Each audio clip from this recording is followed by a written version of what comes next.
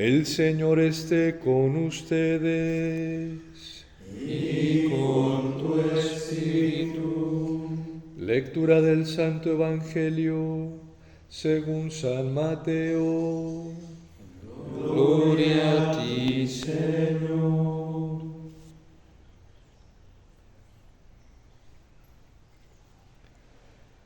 En aquel tiempo, cuando llegó Jesús a la región de Cesarea de Filipo, hizo esta pregunta a sus discípulos: ¿Quién dice la gente que es el Hijo del Hombre?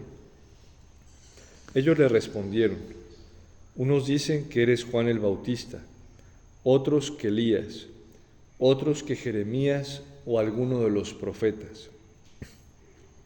Luego les preguntó: ¿y ustedes quién dicen que soy yo?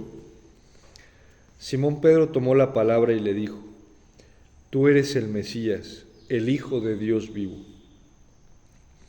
Jesús le dijo entonces: Dichoso tú, Simón, hijo de Juan, porque esto no te lo ha revelado ningún hombre, sino mi Padre que está en los cielos.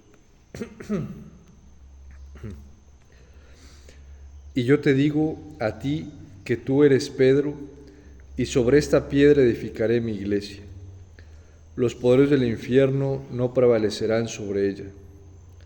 Yo te daré las llaves del reino de los cielos.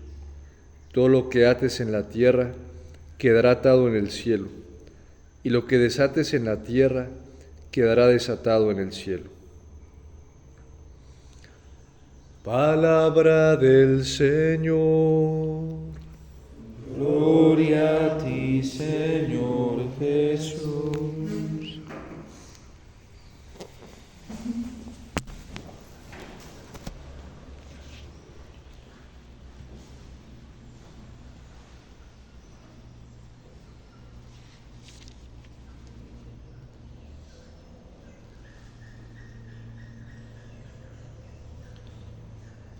Con esta celebración de la solemnidad de los apóstoles Pedro y Pablo, que como bien nos lo ha enseñado y transmitido la Iglesia, son un fundamento, un pilar, un sostén, una orientación muy grande de nuestra fe cristiana, de la fe católica.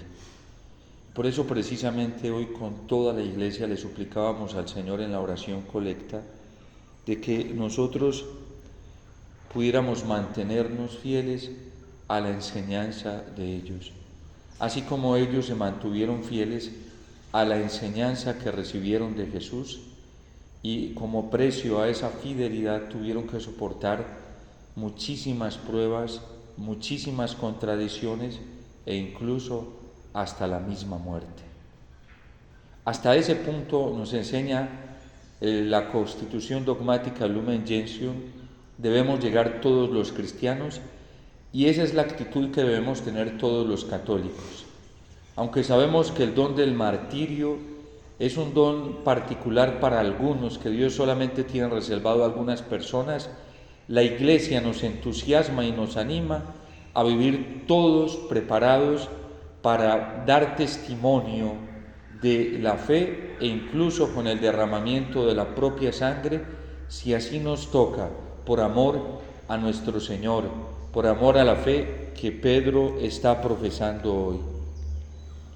Ahorita escuchábamos el Señor cuestionando a sus discípulos: ¿quién dice la gente que soy yo? ¿Y quién dicen ustedes que soy yo? El mismo apóstol San Pablo en la carta a los Romanos nos enseña que si profesamos con nuestra boca que Jesús es el Señor y creemos con nuestro corazón que Dios lo resucitó, entonces quedaremos justificados y seremos salvos. Porque con la boca se profesa, con el corazón se cree, y con él se alcanza también la salvación. Esto es lo que precisamente profesa el apóstol San Pedro. Y profesar la fe así, de esta manera, creer en la verdad del Señor y todas sus enseñanzas, apostarlo todo por él, tiene unas consecuencias. Lo veíamos en la primera lectura. Parece que desde el mismo momento en que reciben el Espíritu Santo los apóstoles, no hay un instante en que no sean perseguidos por el nombre de Jesús. No hay un instante, un minuto, un segundo, digámoslo así, en el que no se vean expuestos al ultraje, a la calumnia, a la difamación, a la persecución hasta la muerte, en primer lugar, de parte de los judíos. E incluso, como nos lo testimonia hoy el libro de los Hechos de los Apóstoles, ya llega hasta la aprehensión del mismo Herodes por instigación de los judíos. El mismo apóstol San Pablo hoy nos está dando testimonio de lo que significa creer con el corazón y profesar con la boca que Jesús es el Señor. Escribe esta segunda carta al apóstol, al discípulo Timoteo, en medio de persecuciones, en la cárcel, donde sabe que está a punto de ser derramado en libación y se encuentra solo. Todos me han dejado solo, pero el Señor no me ha abandonado. Él me ha librado de las fauces del león. El mismo salmista hoy nos está diciendo que nuestro gran refugio en la profesión de la fe es el Señor, porque solamente el Señor será quien nos libre de todos nuestros temores. Y el enemigo más grande que nosotros tenemos en la vivencia de la fe no está afuera. Afuera hay gente que nos persigue, afuera hay gente que busca nuestra caída, que busca nuestro traspiés y que incluso pone zancadillas, porque así lo hacen cuando queremos ser fieles al Señor. Pero ese no es el peligro más grande.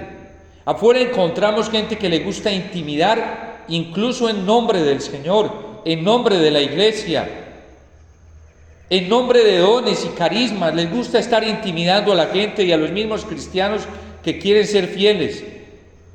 Afuera encontramos gente que no solamente amenaza, sino que maltrata psicológicamente, maltrata las conciencias de manera psicológica y moralmente hablando, porque utilizan el nombre de Dios para oprimir a los débiles, a los frágiles y a quienes quieren seguir al Señor fielmente. Pero ese no es el mayor peligro. Como tampoco fue el mayor peligro para el apóstol San Pedro el ser metido entre rejas por Herodes y ser custodiado por guardias. Como tampoco fue el mayor peligro para el apóstol San Pablo cuando fue encadenado, cuando fue apresado y cuando incluso fue custodiado hasta por legiones, por centuriones. Más de 100 soldados romanos tuvieron que custodiar al apóstol San Pablo. Ese no es el mayor peligro. El mayor peligro, la mayor amenaza para nosotros está dentro de nosotros. Y es el miedo a perderlo todo. El miedo a quedarnos solos. El miedo a no recibir las aceptaciones humanas, las aceptaciones de los hombres. Porque eso nos produce escalofrío, temor, pánico. Que hasta los mismos amigos, los que caminan a nuestro lado, nos terminen contradiciendo. ¿Quién de nosotros está preparado para dar testimonio del Señor a ese nivel? Por eso Jesús lo enseñaba y estos apóstoles lo aprendieron muy bien, de manera determinante y clara. Quien no pospone padre, madre, hermanos, hijos, hijas por mí, no es digno de mí, porque no vamos a ser capaces de dar testimonio del Señor. Si carecemos y absolutizamos el afecto humano, incluso el afecto familiar, podemos caer en el peligro de terminar apostatando del Señor, si no es explícita, de una manera vinculante, como lo enseña San Juan Pablo II en la encíclica Veritatis Splendor.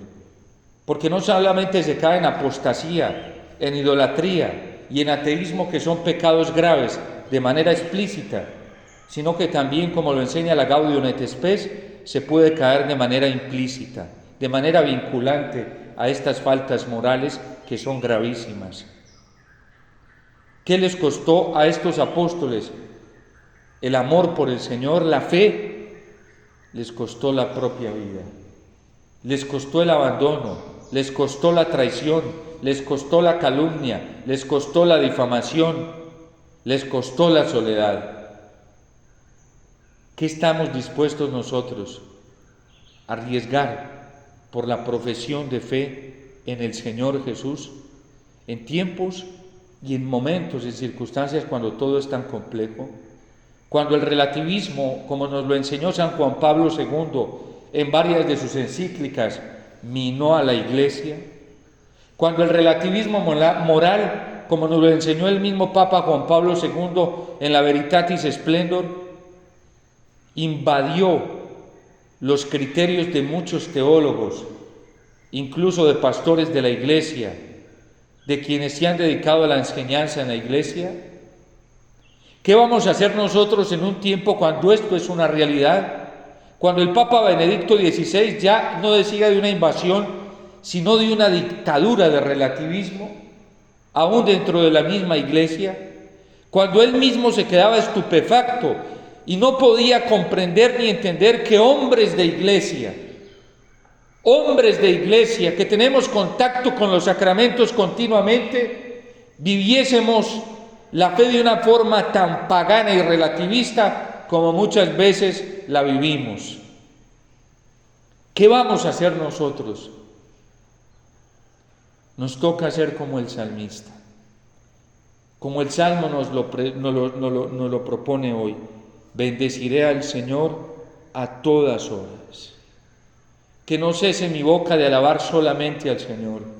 Hoy, cuando a los hombres les gustan las alabanzas, les gusta darse glorias, y hoy cuando dentro de la Iglesia buscamos eso, unos y otros, que nos den gloria, que nos alaben, y cuando ya nos han colocado en pedestales bien altos, nadie quiere dejarse bajar de allí.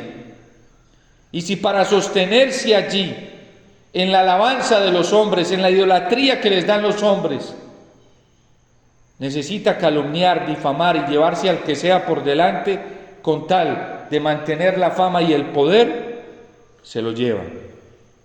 Porque así eso lo estamos viviendo hoy dentro de nuestra Iglesia.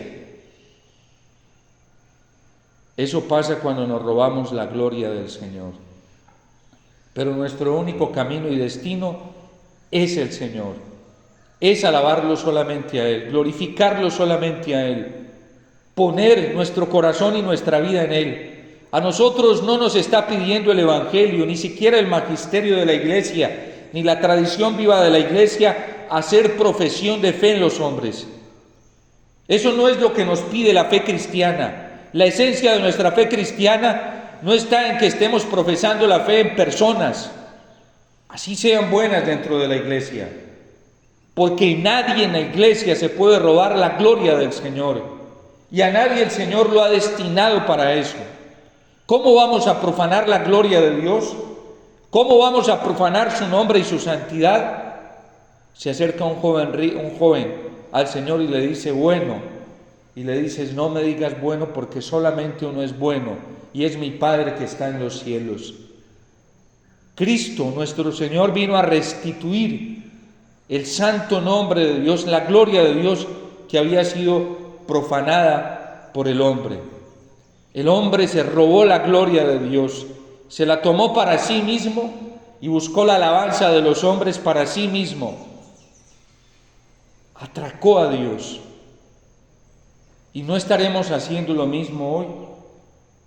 Personas, comunidades, instituciones, con los ministerios que Dios nos ha confiado, con los carismas y dones que Dios nos ha confiado solamente para su gloria y para la salvación del pueblo. Porque estos hombres, Pedro y Pablo, demostraron con su vida que lo único que les importaba era la gloria del Señor. Como decía San Alberto Hurtado, muchos de nosotros traficamos con cosas divinas. El traficante es un explotador que utiliza recursos naturales y se lleva por delante la dignidad de los demás para obtener beneficios para sí mismo, para vivir holgadamente en todos los sentidos de la vida. Y hoy dentro de la Iglesia muchas veces nosotros traficamos con las cosas divinas porque las utilizamos para darnos gloria a nosotros mismos. Y así hay mucha gente dentro de la Iglesia Y por eso hay gente cuidando el poder, cuidando la fama, aún hasta espiritual. Y si alguien pone en peligro su gloria, entonces es una amenaza y hay que echarlo fuera.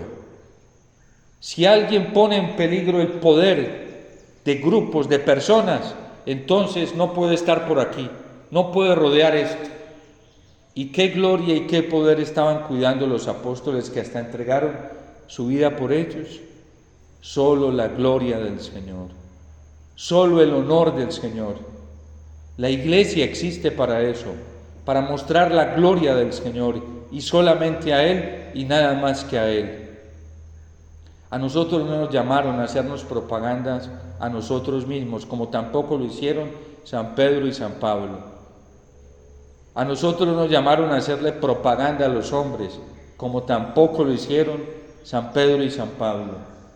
San Pablo lo advertía: si yo les comunico otro evangelio, que sea diferente al que les anuncié en un principio, donde solamente Cristo es el Señor, anatema sea. Anatema sea. Porque a nosotros solamente nos llamaron a anunciar a Cristo, a transmitir sus enseñanzas y a ser obedientes a ellas, obedientes incluso hasta entregar la propia vida, si nos toca, por ser fieles al Señor. Ese es el testimonio que nosotros podemos encontrar en la liturgia de la palabra de hoy. Y ese es el testimonio que la Iglesia nos presenta hoy.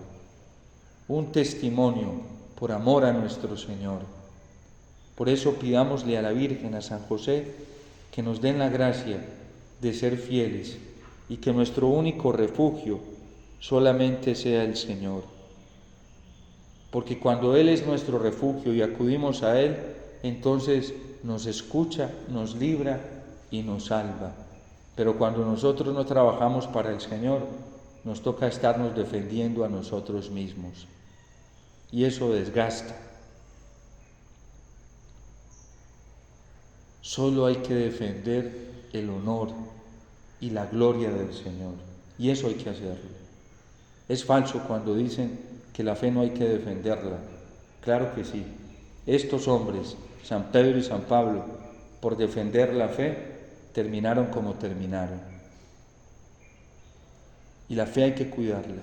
Y cuando está en peligro, hay que reafirmarla y aclararla. Eso nos lo enseña el magisterio de la Iglesia. Por eso los papas escriben encíclicas, porque tienen que estar confirmando la fe, así tengan la oposición que tengan. Así a muchos no les guste, pero tienen que confirmar la fe de la Iglesia. Ese es su deber. El deber del Santo Padre es estarnos confirmando la fe. Y las encíclicas son un camino adecuado para ello. Por eso hoy deberíamos nosotros estar yendo a las encíclicas. San Juan Pablo II, desde que empezó su pontificado, comenzó a darnos encíclicas. ¿Por qué? Porque la fe estaba en peligro. Por eso lo hizo. El Papa Benedicto XVI, con su capacidad de enseñanza, también comenzó a proyectarnos la fe desde sus catequesis, sus homilías y también en algunas encíclicas. Y así lo ha tratado de hacer el Papa Francisco, de irnos iluminando el camino. Pero tenemos que volver al magisterio auténtico de la Iglesia, sobre todo a las encíclicas, al catecismo de la Iglesia Católica.